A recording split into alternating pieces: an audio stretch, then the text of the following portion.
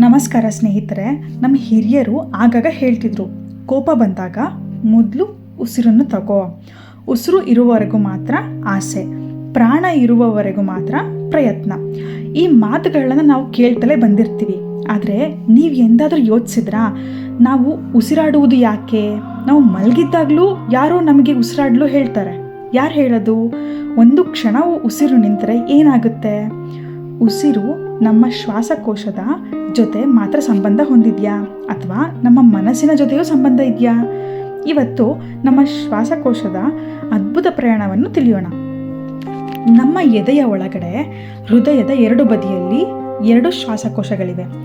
ಬಲಭಾಗದ ಶ್ವಾಸಕೋಶ 3 ಭಾಗಗಳನ್ನು ಹೊಂದಿದೆ. ಎಡಭಾಗದ ಶ್ವಾಸಕೋಶ 2 ಭಾಗಗಳನ್ನು ಮಾತ್ರ ಹೊಂದಿದೆ. ಯಾಕೆ ಗೊತ್ತಾ? ನಮ್ಮ ಹೃದಯಕ್ಕೂ ಸ್ವಲ್ಪ ಜಾಗ ಬೇಕಲ್ಲ, ಅದರಿಂದ ಎಡಭಾಗದ ಶ್ವಾಸಕೋಶ ಸ್ವಲ್ಪ ಚಿಕ್ಕದಾಗಿದೆ. ಒಂದು ಪ್ರಶ್ನೆ, ನಾವು ಆಹಾರ ಇಲ್ಲದೆ ಕೆಲವು ವಾರ ಬದುಕಬಹುದು, ಆದರೆ ನೀರು ಕೂಡ ಇಲ್ದೇ ಬದುಕ್ಬೋದು. ಆದರೆ ಉಸಿರು ಇಲ್ಲದೆ ಕೆಲವು ನಿಮಿಷಗಳು ಬದುಕೋಕ್ಕಾಗಲ್ಲ. ಯಾಕಂದರೆ ನಮ್ಮ ದೇಹದ ಪ್ರತಿಯೊಂದು ಜೀವಕೋಶಕ್ಕೂ ಆಕ್ಸಿಜನ್ ಅಂದರೆ ಆಮ್ಲಜನಕ ಬೇಕೇ ಬೇಕು. ಅದನ್ನು ನಮ್ಮ ಶ್ವಾಸಕೋಶವೇ ಕೊಡುತ್ತೆ.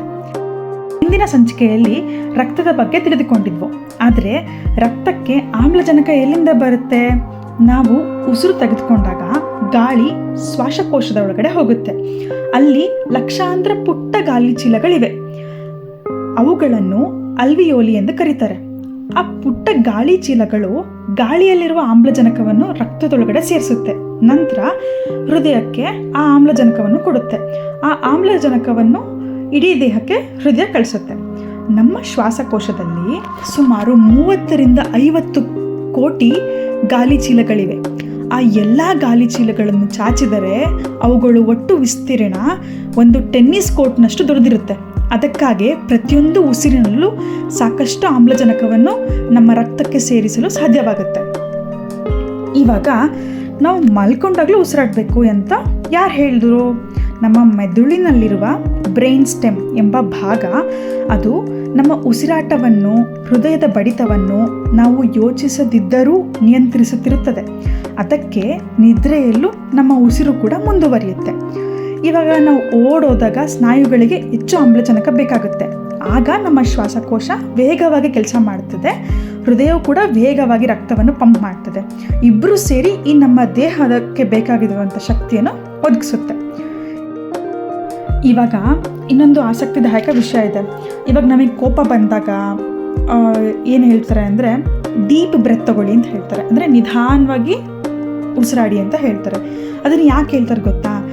ಯಾಕಂದರೆ ಉಸಿರು ಕೇವಲ ಶ್ವಾಸಕೋಶದ ಜೊತೆ ಮಾತ್ರ ಸಂಬಂಧ ಹೊಂದಿರಲ್ಲ, ಅದು ನಮ್ಮ ಮನಸ್ಸಿನ ಜೊತೆಯೂ ಸಂಬಂಧ ಹೊಂದಿದೆ. ನಮಗೆ ಭಯವಾದಾಗ ಉಸಿರು ವೇಗವಾಗ್ತದೆ, ಕೋಪ ಬಂದಾಗಲೂ ಉಸಿರು ಬದಲಾಗ್ತದೆ, ಗಾಬರಿ ಆದಾಗ ಉಸಿರು ಚಿಕ್ಕದಾಗುತ್ತೆ. ಆದರೆ ಇದರಲ್ಲಿ ಒಂದು ವಿಶೇಷತೆ ಇದೆ. ನಾವು ಮನಸ್ಸನ್ನು ನೇರವಾಗಿ ನಿಯಂತ್ರಿಸಲು ಯಾವಾಗಲೂ ಸಾಧ್ಯವಾಗೋದಿಲ್ಲ, ಆದರೆ ನಮ್ಮ ಉಸಿರನ್ನು ನಿಯಂತ್ರಿಸಬಹುದು. ನಿಧಾನವಾಗಿ ಆಳವಾಗಿ ಉಸಿರು ತೆಗೆದುಕೊಂಡಾಗ ನಮ್ಮ ದೇಹಕ್ಕೆ ಎಲ್ಲವೂ ಸೇಫ್ ಆಗಿದೆ, ಏನು ಪ್ರಾಬ್ಲಮ್ ಇಲ್ಲ ಅಂತ ಇಡೀ ದೇಹಕ್ಕೆ ಸಂದೇಶ ಹೋಗುತ್ತೆ. ಆವಾಗ ಹೃದಯದ ಬಡಿತನೂ ನಿಧಾನವಾಗಿ ಬರುತ್ತೆ, ದೇಹವು ಮನಸ್ಸು ಶಾಂತವಾಗಲು ಸಹಾಯವಾಗುತ್ತೆ. ಅದಕ್ಕಾಗೇ ಧ್ಯಾನ, ಪ್ರಾಣಾಯಾಮ, ಯೋಗ ಇವೆಲ್ಲವೂ ಉಸಿರಿನಿಂದಲೇ ಆರಂಭ ಆಗೋದು.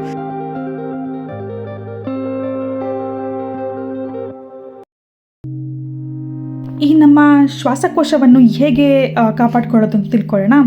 ಶುದ್ಧ ಗಾಳಿ ಬೇಕು ಮತ್ತು ಧೂಮಪಾನದಿಂದ ದೂರವಿರಬೇಕು. ನಿಯಮಿತವಾಗಿ ವ್ಯಾಯಾಮ ಮಾಡಬೇಕು. ಉಸಿರಾಟದ ವ್ಯಾಯಾಮನೂ ಕೂಡ ಮಾಡಬೇಕು. ಹಾಗೂ ಪೊಲ್ಯೂಷನ್ನಿಂದ ದೂರ ಇರಬೇಕು. ನಮ್ಮ ಶ್ವಾಸಕೋಶವು ಆವಾಗ ಆರೋಗ್ಯವಾಗಿ ಇರುತ್ತೆ.